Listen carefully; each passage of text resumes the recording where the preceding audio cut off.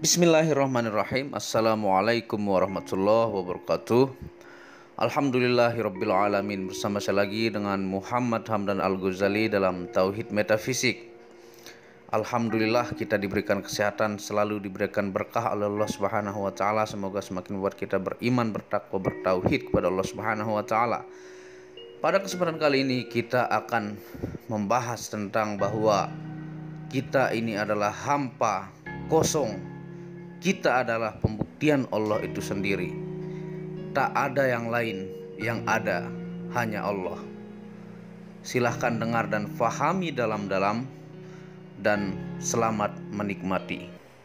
Sebelum kita memulai video ini, jangan lupa Anda bantu dukung channel ini untuk mengembangkan dengan mengklik lambang merah gratis subscribe dan lonceng notifikasi supaya Anda update tentang video-video terbaru yang jarang dibahas oleh orang-orang di Nusantara. Ilmu vibrasi antara diri dengan alam semesta, ilmu metafisika modern, ilmu kebatinan, dan ilmu benda bertuah. Kau akan jumpa Allah besok ketika kau mati di akhirat. Kau tak kenal Allah. Dalam dunia kamu tak kenal Allah, mana mungkin di akhirat kamu kenal? Kamu kenal namanya, datang bermacam-macam mengaku Allah. Yahudi masih kenal Tuhannya. Ketika ditanya siapa Tuhan kamu, Uzair anak Tuhan. Nasrani masih kenal Tuhannya. Ketika ditanya siapa Tuhan kamu, Isa Tuhan. Oh, dia kenal. Majusi ditanya siapa Tuhan kamu, ketika roh-roh api dan sebagainya, kenal dia. Tendri, agama Tendri tanya Jepang, siapa Tuhan? Matahari, kenal. Muda ditanya siapa kamu? Dewi Kuan Im, kenal. Orang yang mengaku Islam, siapa Tuhan kamu? Allah, kau kenal? Ya pokoknya Allah. Ya, kau tak kenal. Kenal nama. Maka itu kamu terpekik-pekik dengan nama, tetapi kamu tidak tahu Tuhan. Padahal Tuhanmu sangat dekat daripada kamu. Orang yang kenal kepada Tuhan, ketika diucapkan nama Allah itu, bergetar hatinya, hancur hatinya, karena dia tak tahu Tuhan. Orang yang tak tahu Tuhan, dibacakan nama Tuhan, dia tenang-tenang saja, karena memang dia tak kenal kepada Tuhan. Mana mungkin dia takut kepada Tuhannya? Mana mungkin? Orang yang mengenal nama Allah, Ar-Rahman, Ar-Rahim, Al-Malik, Al-Qudus, boleh takutkan kepada Allah? Tidak.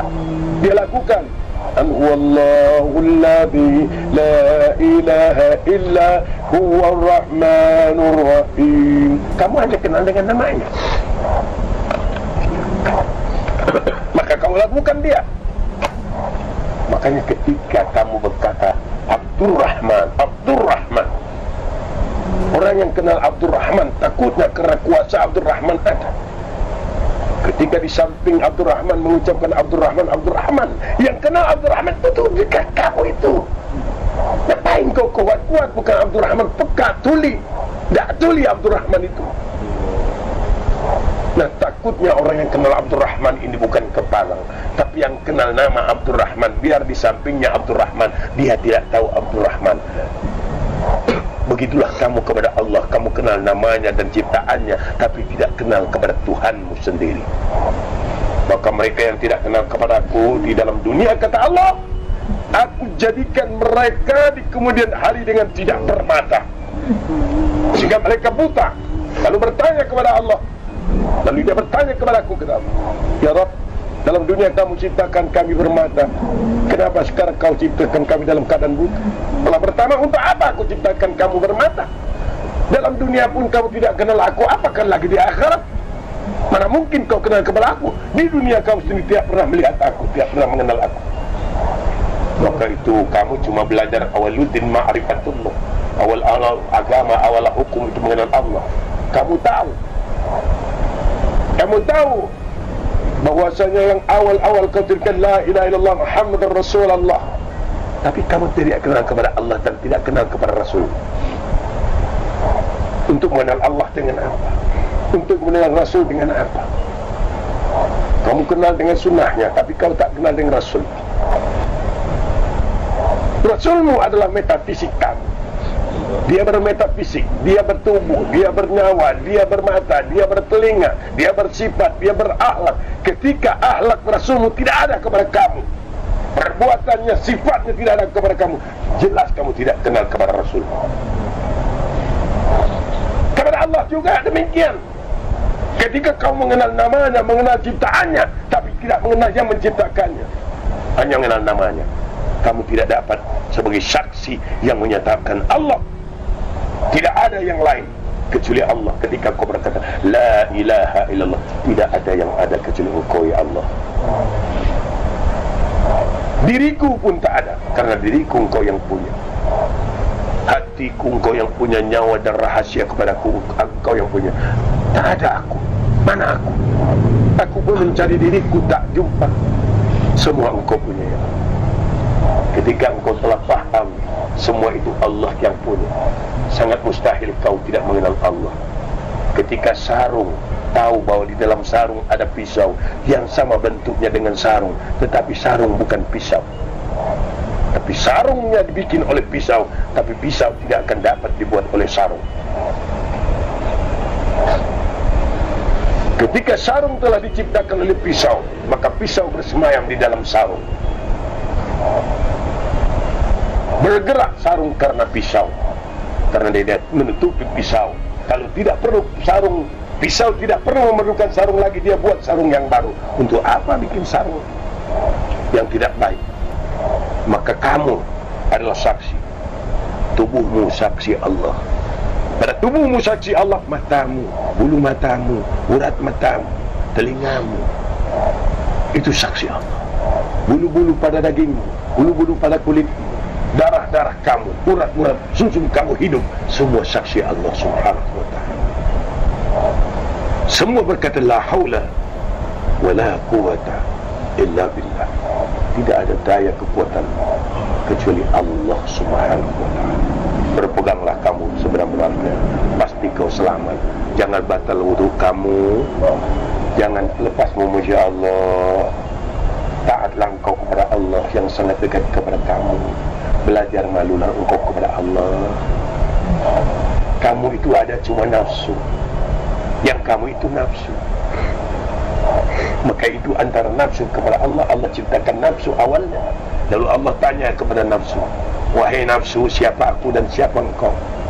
Nafsu berkata, aku ya aku, kamu ya kamu. Ketika nafsu itu disiksa 70.000 tahun, dikeluarkan dari periksaan, nafsu ditanya, wahai nafsu, siapa engkau, siapa aku? Nafsu berkata, aku ya aku, engkau ya engkau. Kerasnya nafsu itu. Ketika nafsu itu direndam dalam air 70.000 tahun, dikeluarkan, ditanya nafsu, wahai nafsu, siapa engkau, siapa aku? Nafsu berkata, engkau ya engkau, aku ya aku. Ketika nafsu dibakar 70.000 tahun, ditanya nafsu, wahai nafsu, siapa engkau, siapa aku? Maka nafsu berkata, aku ya aku, engkau ya engkau. Ketika Allah puasakan nafsu, baru satu hari Allah tanya, wahai nafsu, siapa engkau, siapa aku? Nafsu berkata, Allahu Rabbi wa ana abduka ya Allah. Baru dia berkata, engkau wahai Tuhanku dan aku hamba engkau. Maka puasakan nafsu kamu supaya tidak ada ego kamu. Serahkan semua ini memang kepunyaan Allah, tidak ada milik kamu. Tidak ada milik nenek kamu, datuk kamu, kakek kamu. Mana ada? Semua Allah punya. Baru benar kau berkata la ilaha illallah, tidak ada yang ada kecuali Allah. Ketika kamu berkata wa asyhadu anna Muhammadan abduhu wa rasuluh, wajib ada diri kamu, wajib ada jasad kamu. Dan di sanalah contoh-contoh Muhammad Rasulullah. Berkata ia, berpakaian ia, berjanggut ia, berserban ia. Itulah sunnah, itulah pembuktian Muhammad. Dengan sunnah-sunnahnya yang kau laksanakan ada pada diri kamu, yang kau pertahankan, samalah engkau telah berjumpa Rasulullah sallallahu alaihi wasallam, dan pasti engkau berjumpa kepadanya.